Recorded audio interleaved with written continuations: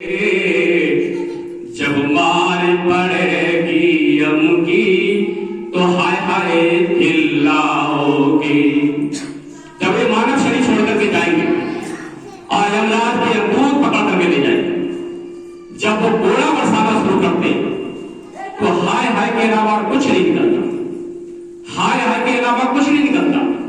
इसलिए महाप्रभु ने कहा कि आया है सो जाएगा, राजा रंग फकीर, कोई सिंहासन चढ़ चला, कोई बांधा जाए जंजीर।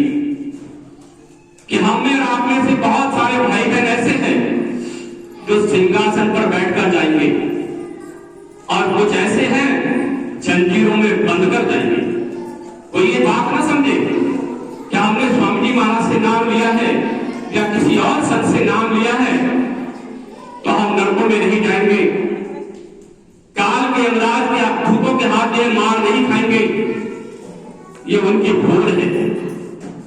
स्वामी जी महाराज ने, पूज्य भैया जी महाराज ने इस बात को कई बार कहा कि जैसे बड़ा डॉक्टर होता है और बड़ी अच्छी डिग्री उसने प्राप्त कर ली है,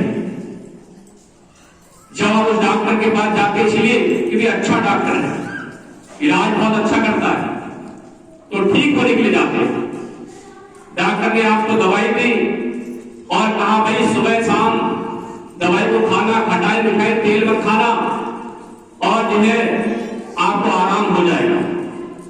और हम डॉक्टर से दवाई लेकर के आए, टहाल में रख दी, दवाई नहीं खाई और परहेज बिगाड़ दिया। गुरु से नाम तो लिया पर भजन नहीं किया।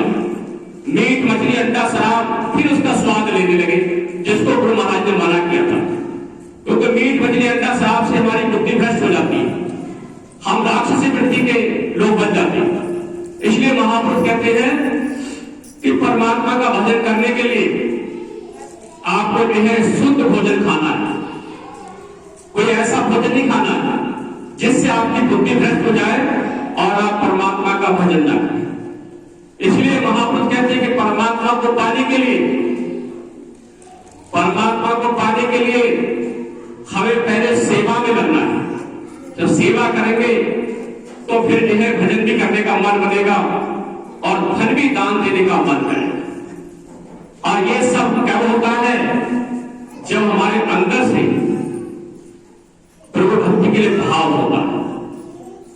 परमात्मा किसी के पैसे का भूखा नहीं है, गुरु को किसी के पैसे की जरूरत नहीं है। गुरु के पास तो वैसे ही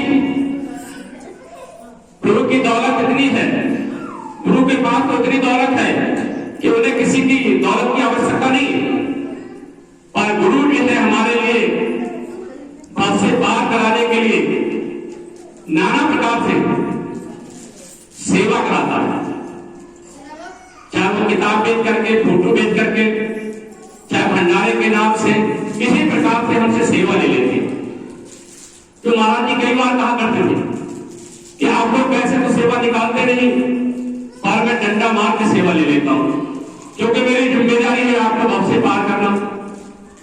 तो महापुरुष जो है हमसे सेवा लेने के लिए कई रास्ते निकाल लेते हैं और इन्हें हम किसी लागत बस महाराज जी का फोटो है, अच्छा है ले लो जी, तो महाराज जी का अच्छा फोटो देख ले लेते।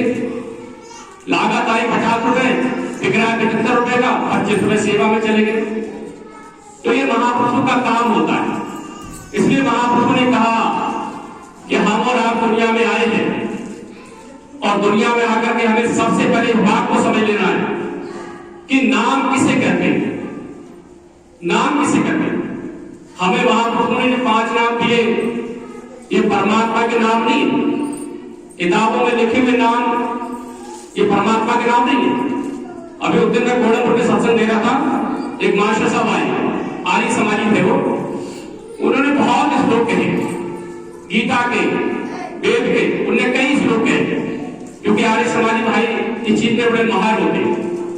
उन्हें जो है गीता और वेद के मंत्रों का बड़ा सुंदर ढंग से उनको उसका जो है अनुभव होता है।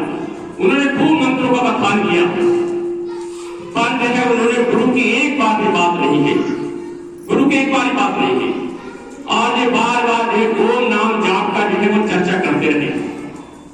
जब उन्होंने अपनी बात को खत्म किया हमने कहा मासा बहुत अच्छा अनुभव आपको है, पर कहीं छोटी सी कमी रह गई है। आप सत्संग सुनोगे और आपने उस कमी को पूरा कर लिया तो आपको बहुत अच्छा अनुभव है। आप दूसरों को खूब जो है जागृत करने का प्रयास करेंगे। मास्टर साहब हमारे बोलने से पहले ही वो सत्संग में चले गए, उन्होंने सत्संग नहीं सुना। तो ऐसे बहुत सारे विद्वान हैं कि जिनको वेद का, रामायण का, गीता का अनुभव एक ऐसा अनुभव है कि शायद तो एक लाइन का भी अर्थ नहीं जानते, केवल पढ़ते हैं। हजूर कृपाल जी महाराज के समय की बात है कि गाली समाजी था जो कि जो है चारों वेदों के लिए वो कहते थे कि मुझे मंत्र का पहला अक्षर तो बता दे, मैं चारों वेदों को जिस मंत्र का पहला अक्षर बताओगे मुंह जवानी उसको मैं बोल दूंगा, कंठस्थ मुझे चारों वेद याद है। हजूर कृपाल जी महाराज ने कहा बहुत अच्छा, आपको बहुत अच्छी याददाश्त है, कोई एक मंत्र बोलो। उसने जो हजूर कृपाल जी महाराज के सामने मंत्र बोला और जो है महाराज जी ने उस मंत्र को सुनने के बाद कहा इस मंत्र का अर्थ क्या है? कहते हैं परमात्मा जो है वो ज्योति स्वरूप है, परमात्मा के प्रकाशमान का, ज्योति स्वरूप का। महाराज जी ने कहा कि आप वो ज्योति दिखा सकते हो, प्रकाश दिखा सकते हो, उस परमात्मा के स्वरूप को दिखा सकते हो? तो वो आर्य समाजी भाई कहने लगे कि हजूर को स्वरूप को नहीं दिखा सकते। कहने लगे फिर आपको अर्थ कहां पता है? आपने चारों वेदों को पढ़ लिए। सर्दी आवाज बैठ जाती है।